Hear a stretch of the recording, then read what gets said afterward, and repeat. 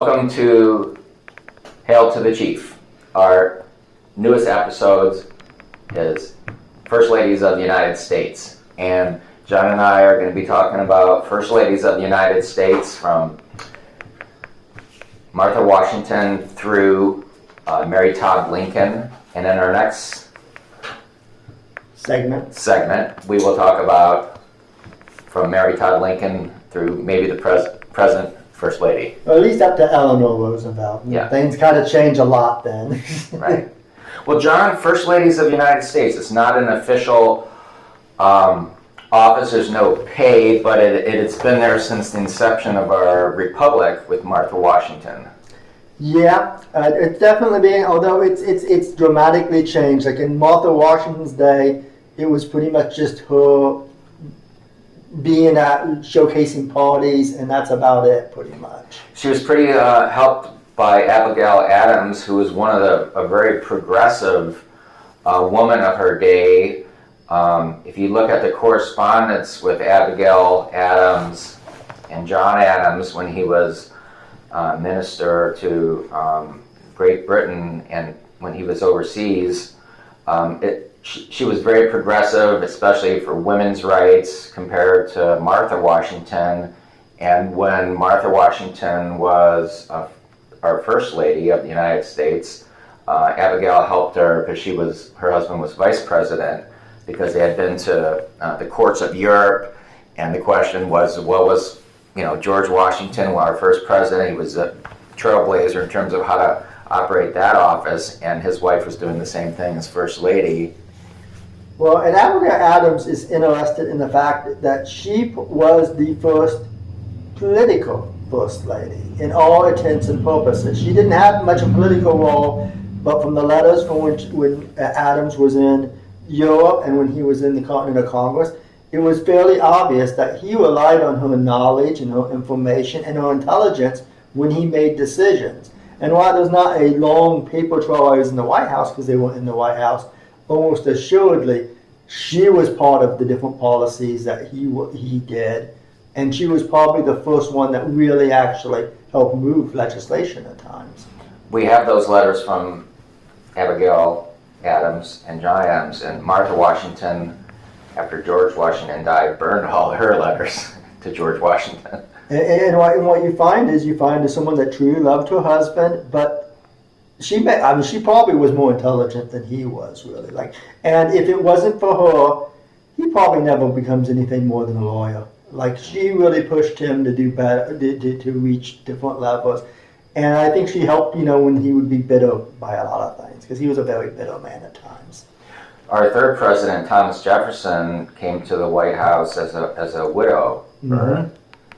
And there wasn't a First Lady, so one of his nieces, I think, assisted in that regard. I think also Dolly started coming into her own then, because I think she also did some of the hosting things at the White House during the time. She did for Thomas Jefferson, and she became, when she married James Madison, she became one of our most famous early First Ladies of the United States, just with her dynamic personal appeal and wit and charm and bravery, really. I mean, in 1812, she could have just ran from the White House like everyone when the British were coming, and she was wife of the president. They would have definitely put her in shackles and taken her on the ship, definitely. But she didn't. She packed up the White House and took out important artifacts like President Washington's portrait and she got them out of Washington. And that is, unsaid. When most of the men were running from the White House and everything as quick as they could, she did not. She had it cut down from the frame, and that's still in the White House today, and it's a priceless painting by Gilbert Stuart that many people see when they visit the White House. I think it was Andrew Jackson came into the White House, also a widower, mm-hmm. and because his wife had died before he assumed the office, and so he did not have a First Lady, but he had others fill in for him. Yeah.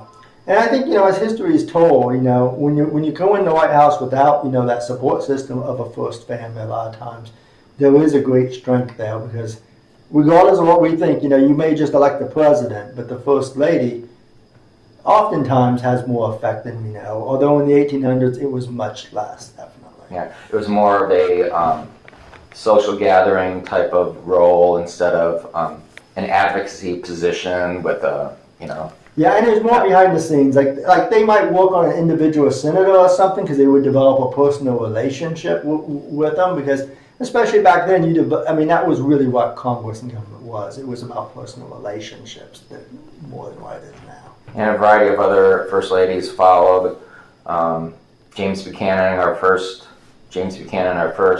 bachelor president, came into the White House, of course, without a first lady, and he was assisted by, I think, his niece. I think so too. And Eliza Polk, when he went in the White House, she's a good example of a first lady that probably didn't actually push anything. She was a quiet, meek woman, and that just pretty much let him kind of do everything. There's no notice that she took really much interest in politics at all. And the Polk administration was an interesting period in American history. It was a one-term president that was basically hell-bent to get certain things accomplished regardless of what it took to get there. Then we get up to Mary Todd Lincoln, Probably one of our most interesting first ladies in the 19th century. And probably one of the most maligned first Right. ladies, ironically enough.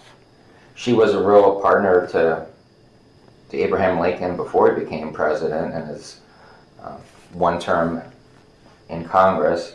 She dated his main rival, Stephen Douglas,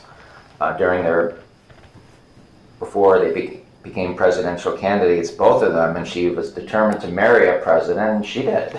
Yeah, she did. And if it wasn't for the Civil War, she probably would have been one of the more consequential ones. But the fact that she came from a border state, 3 out of her 4 in-laws chose the Confederate states to fight for. And honestly, a lot of men were intimidated by an intelligent woman. And she was not meek about it. Like, she held if you got on her bad side, well, you were on her bad side till the day she died, probably. Right. She had her grudges. She had Lincoln's ear, and she would also not be hesitant to talk things that she needed to the appropriate cabinet officials. Yeah, I think though, when he was president, I don't think that she was though a calming influence on him. She got into a problem with debt, renovating the White House, and so she was covering it up basically. Covering it up basically, right. And then when they lost their son Todd, she never really recovered from that. When he died, she never really recovered, and she kind of went inside for a year or two, really. Towards the end, before Lincoln died, she was coming out of the show, I think, again. I mean, Lincoln was going through the Civil War, turmoil in the United States, and then he had to get a private nurse for Mary in the White House because she was in such grief. And, well, I mean, who can blame her, but... Yeah, well, it was the second child that she had lost, and she was in Washington without much of a support group, really. And then after Lincoln's death, all the trauma she went through following, Lincoln's assassination, she asked Congress for a stipend because her husband was assassinated, following her argument that, hey, he was a commander-in-chief in the Civil War, and just like Civil War veterans, she should be entitled to a pension. She got that. I think, ironically, one of the reasons she got much maligned is the people that were close to Lincoln, or not even really close to Lincoln, they kind of wanted to write about the history of the Civil War. They did. Yes. And I think there's some jealousy on part of some of those upper-tiered cabinet members, such as Stanton. They had a real thing against her, and... Yeah, no, that's for sure. Once again, she could be a handful of a person. Like there was a time when Lincoln went up to Virginia, and he was to tour the troops. This was right before the end of the war, and she was running late. And of course, she suffered terrible headaches too. We always forget that. Well, they basically said she probably was bipolar. She was probably bipolar. She also probably got a concussion late in the Civil War when a wagon wheel went off in an assassination attempt on Lincoln. But she was down there and she was running late, and so they had General Ord's wife ride writ by Lincoln on it. And when she got there, she was livid, required to leave immediately, was absolutely horrible to Miss Orr and that, and was horrible to Grant, because Grant's wife, because she didn't give her what she called the proper respect and that. But that was once again after years of, constantly being mistreated and maligned. And of course, she was with Lincoln during the assassination and didn't want to go like everyone else didn't want to go, but Lincoln insisted. Nope, he was ready to move on, and he was looking forward to the theater, and that was his one quiet time. And Well, we hope you enjoyed our first segment of First Ladies of the United States. We hope you subscribe, comment, and like.